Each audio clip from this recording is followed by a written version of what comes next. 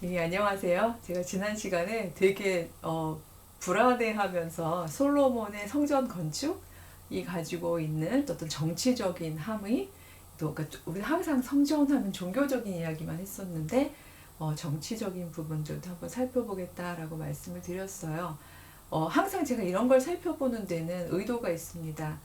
그거는 그러니까 나 많이 알아요. 뭐 이런 걸 이야기하려는 게 아니라 바로 이 부분을 고려했을 때 우리가 오늘날의 우리의 삶에서 우리의 어떤 신앙심이 우리의 거룩한 하나님을 닮으려 하는 마음이 어떻게 소위 말해서 세대가 가고 아니면 내가 단순하게 적용할 때에 잘못 적용이 되거나 아니면 세대가 가면서 잃어버려질 수 있는지 하는 부분들에 대한 거를 우려하고 또 경계하기 위해서는 이렇게 두텁게 읽는 것이 필요하기 때문이다 라고 말씀을 드려왔는데 그런 의도인 거지 이제껏 알고 계셨던 내용들을 제가 막 흔들기 위함은 결코 아니라는 것을 늘 이야기를 드립니다. 예, 저는 뭐 양의 탈을 뒤집어 쓴 늑대가 아니에요. 막 이렇게 말씀을 드려야 할까요? 이거 한 가지 또 기술적인 부분, 여기가 좀 비어져 있죠? 제가 지금 오늘은 상황상 혼자서 이제 연구실을 찍고 있는데 항상 보니까 요즘 그 새로운 우리 편집자, 제자가 성경 말씀을 아주 귀하게 예쁘게 다 일일이 중앙에다 이렇게 넣어주더라고요. 이 성경 말씀을 위한 자리를 저도 이렇게 마련을 해놓고 옆으로 좀 빠져서 이야기를 해보도록 하겠습니다. 어, 열왕기에 비하여 역대기는요 조금 더 다윗 왕가의 굉장히 친화적인 모습들이 발견이 됩니다. 읽어보거나 혹은 이렇게 내용들을 봐도 그렇겠다 굳이 편집사 같은 거 공부 안 하셔도 알 수 있는 게요. 역대하 1장 1절을 보면 보통 1장 1절은 되게 중요하죠. 이 부분에다가 굉장히 주제가 되거나 핵심이 되는 이야기를 앞에 넣게 돼 있는데 우리도 좋은 글쓰기 하면 두 괄씩 뭐 이런 얘기 하는 것처럼요. 다윗의 아들 솔로몬의 왕위가 견고하여 가며 그의 하나님 여호와께서 그와 함께 하사 심히 창대하게 하시니라로 시작을 해요. 그러니까 아주 그냥 그러니까 그리고 난 다음에 이제 세세한 이야기들을 하게 되는 건데 이 자체를 하나의 그 여호와께서 함께 하셨기 때문에 창대해진 솔로몬의 왕권에 대한 이야기다라고 시작을 하는 셈인 거죠. 그리고 난 다음에 지난 시간부터 우리가 읽고 있는 역대하 6장의 그 찬란한 그 거룩한 성전 봉헌식 거기에서 있었던 솔로몬의 연설이라고 얘기하기보다는 왕으로서의 어떤 그 공적인 담화 그 내용들을 살피고 있었죠.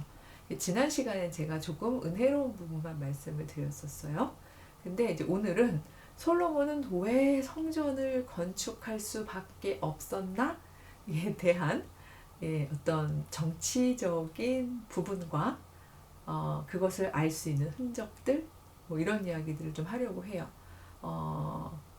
자꾸 제가 너무 조심하고 있죠. 왜냐하면 이게 저희가 그 얼굴을 마주 보면서 하는 얘기면요 눈빛을 보면 알 수 있거든요. 이렇게까지 얘기하면서 막 눈빛이 흔들리시면 아이고 내가 조금 천천히 가야 되겠다. 나는 50년 걸린 건데 어떻게 갑자기 훅 하고 던질 수가 있을까라고 생각할 수 있는데 이건 녹화해가지고 그냥 일방적으로 올리는 거라서 이렇게 자꾸 조심을 하는 중인 거죠.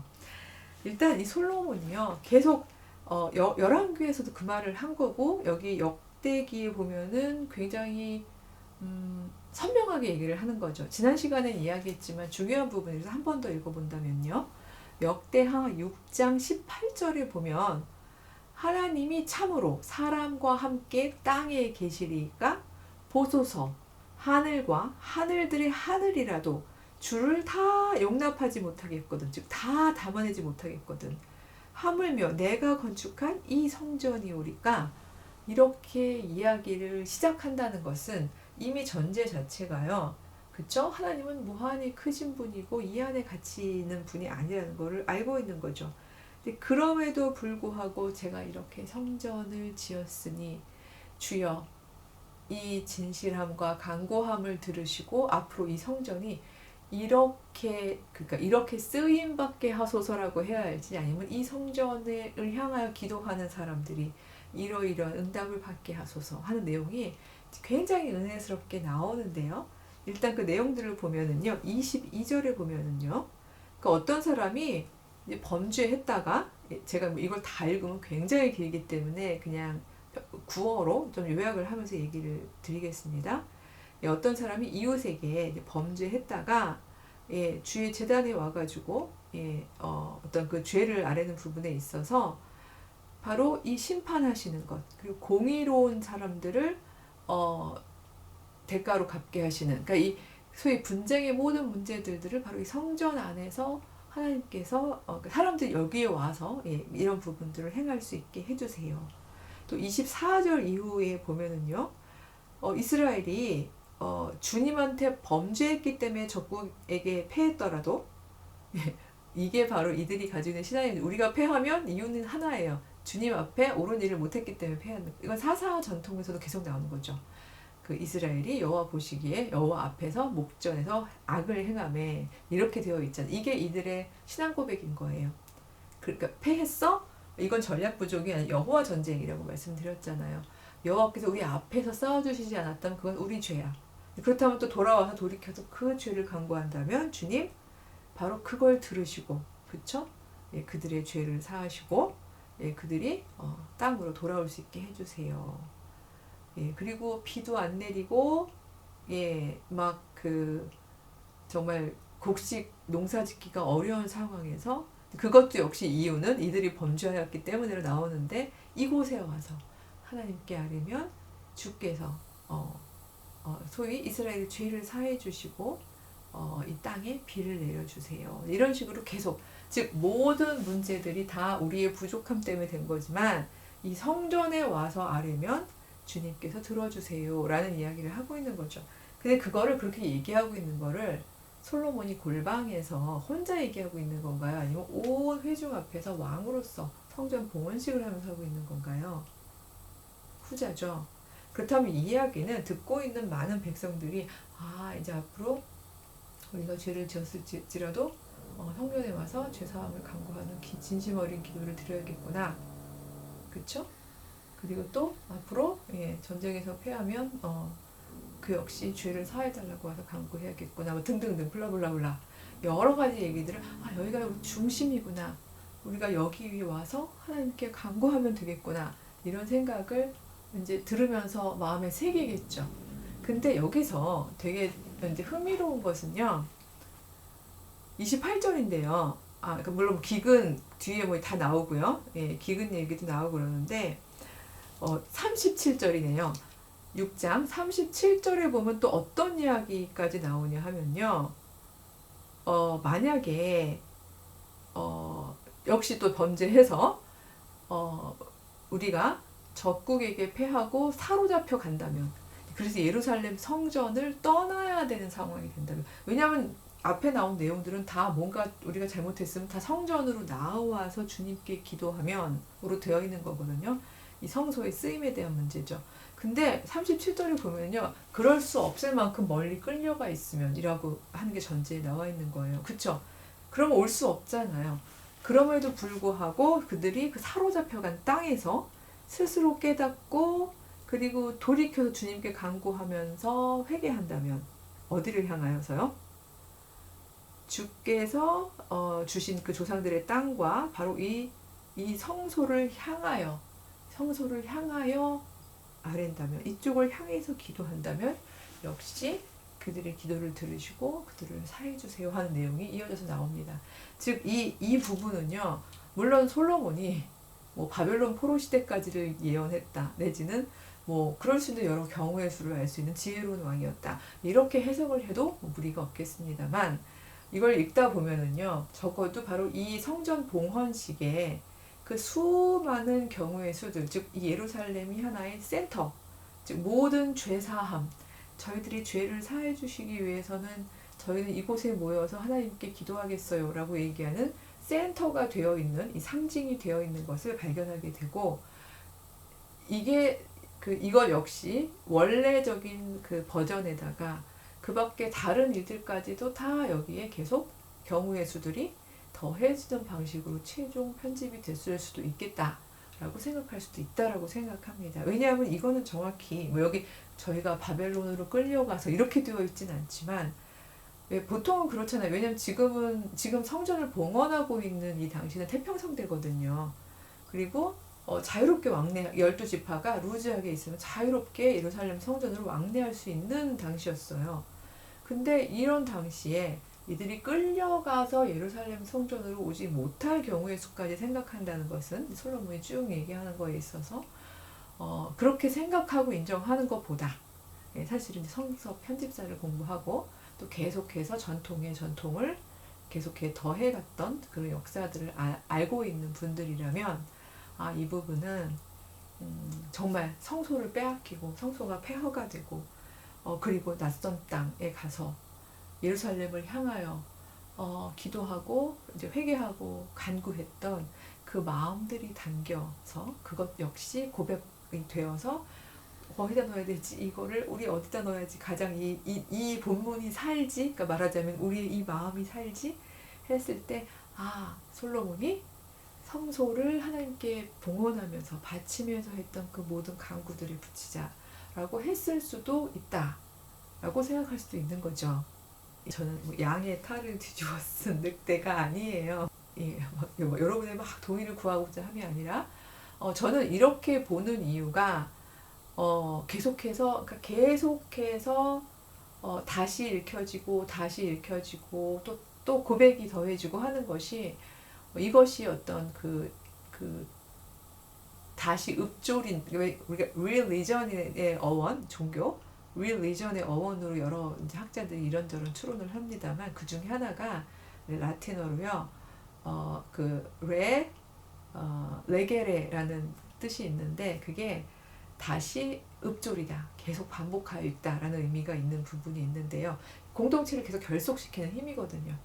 바로 이 자리야 바로 우리의 이 신앙 고백은 여기에다가 함께 하나로 연결하는 것이 우리에게 가장 은혜로워 라고 생각해서 넣었던 것은 아닐까 이런 생각을 이제 해보게 되는 거죠. 근데 그런 얘기를 굳이 자꾸 하는 이유는 뭔가 하면요 이 내용이 우리가 성경이 쓰여진 대로 즉 역대하 6장과 7장에 있는 그대로 그 순서대로 그 상황에서 딱 완성된 세팅으로 진짜 있는 그대로 딱 되었다고 믿는다면 뭐 이런 걸 물론 축자 영감설이라고 성서 무호설 여러 교리로 이야기들을 많이 합니다만 이제 그렇게 했다면 저희가 뒤에 계속해서 나오는 이 솔로몬의 아들들 혹은 이 다윗 왕가의 아들들이 왜 그렇게 여호와를 몰랐을까에 대한 부분들 이 예루살렘이 정말 그렇게 여호와 신앙의 정수를 담고 있는 즉 언약궤를 모시고 있고 그쵸? 여기 있는 제사장과 그 모든 그 사제들은 정말 여호와 신앙을 완벽하게 알고 있고 그 선배들로부터 내려왔던 신앙을 다 전수하고 있고 그걸 계속해서 이 제의를 통해서 계속 다시 읊조리고 다시 반복하면서 정체성을 찾아갔던 사람들이라면 그들은 왜 솔로몬 사후에 곧바로 왕국이 분열이 되고 또 북왕국 같은 경우에는 왜 그러니까 성소를 다시 짓게 되고 그리고 양쪽 다 여호와를 아는 신앙이 어쩜 그 왕들마다 그렇게 다 없었을 수가 있을까라는 부분은 사실은 대답하기가 어렵습니다. 그 중에 하나가 솔로몬 역시 그러니까 사실은 여호와 신앙을 아주 충분히 다 가지고 그대로 수행하고 살면서 그걸 자식들은 보통 그렇죠. 물론 모든 자식들이 부모님을 바라보면서 그대로 성장하는 건 아니지만 더군다나 신앙 같은 것은요. 이게 뭐 이렇게 눈에 보이는 거라서 옛다 너 가져라 이렇게 줄 수 있는 게 아니기 때문에 부모의 말과 행위와 이런 걸 통해서 자연스럽게 전달이 되는 건데 솔로몬의 아들 르호보암이 전혀 그렇지 못했다면 그렇죠. 물론 아빠가 공부에 바빠서 이렇게 이야기할 수도 있겠습니다만 혹은 솔로몬도 이방 여인들, 이방 공주들하고 결혼을 했었으니까 엄마가 여호와 신앙을 몰라서 이렇게 해서 모든 것은 엄마 탓 이렇게 돌릴 수도 있겠습니다만 그 중에 한 요인은 과연 이 예루살렘 성전에서 이 성전은 여호와 신앙의 정수를 계속해서 반복하여 읊조리고 그것을 만들어내고 양산하는 그런 정말로 거룩한 공간이었을까? 아니면의 이제 방점이 찍힌 건데요. 예루살렘을 수도로 삼은, 그리고 이스라엘의 지난 삶의 방식에서는 굉장히 새로운 세습제라는 것을 하나의 이 공동체의 당연으로 만들고, 그리고 더 나아가 그것을 거룩하게 신적 정당성을 부여하기 위한 성소가 필요했던 것은 아닐까. 만약 이렇게 본다면 교수님 나빠요 뭐 이러실 수도 있겠습니다만, 이렇게 본다면 뒤에 이어지는 일들이 사실은 그래서 그랬구나 하고 안타까운 마음이긴 하지만 이해가 될 수 있는 부분들이 있습니다.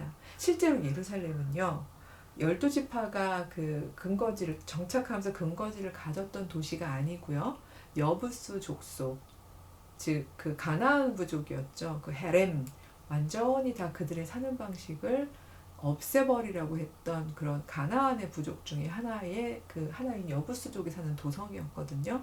그 도성을 다윗이 점령해서 들어가면서 거기다 수도를 만든 거잖아요. 그러니까 제가 이렇게 아들과 아버지를 동시에 보내나요? 막 이래야 되는지 좀 불편함이 있습니다만, 정치적으로는 굉장히 뛰어난 전략이었다고 생각해요. 왜냐하면 사사 전통이 강한 곳에서는요, 왕 시스템을 안정적으로 가져갈 수 없어요. 그게 사울이 실패했던 것 중에 하나죠. 물론 사울은 하나님의 영과 동행하면서 너그럽고 넓은 마음과 자기에게만 주어지는 권한을 인정하는 것과 이런 걸 못했다는 결정적인 인간적 결함이 있습니다만, 더하여 그가 활동했던 곳은 사사전통이 강한 곳이었거든요.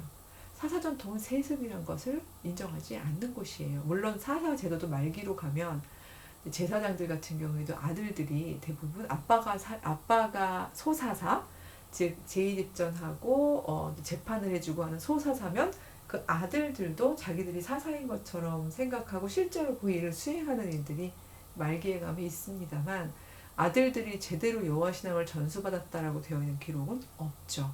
사무엘도 그렇고 뭐 엘리도 그렇고, 그렇죠. 즉 아빠가 사사이기 때문에 자연스럽게 세습으로 사사가 된 아들들은 말 그대로 세습, 당연으로 받아들여서 한 거지, 그거를 그 여호와 신앙을 가지고 내가 여호와의 영에 사로잡혀서 선택을 한 삶이 아니거든요.